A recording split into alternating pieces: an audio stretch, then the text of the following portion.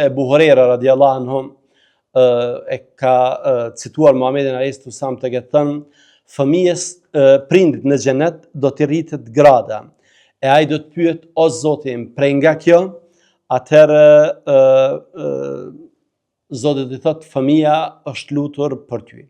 Pra kur njeriu të vdes dhe kur t'i ngriten gradat, ai do t'interesohet se prej nga çfarë ka ndodhur, dhe do t'i thuhet se fëmia është lutur për ty.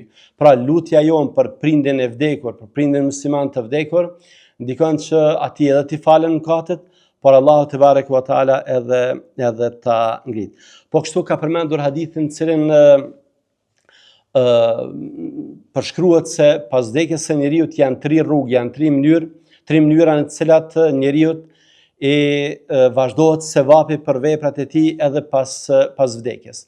Rasti i parë është kur jepet lëmosh, rasti i dytë është kur shpërndahet dituria, dhe rasti i tretë kur fëmia i mirë lutet për të.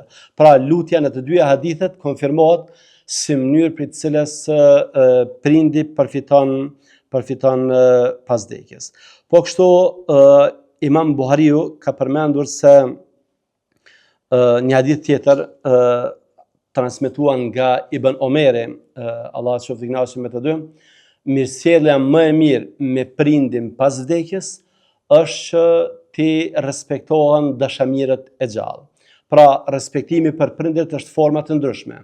Dhe një prej atyre formave që mund të ketë një shpërblim të jetë të madh, mund të ketë një ndikim tek prindi i vdekur, është kur fëmia i respekton dashamirët e gjallë të babait.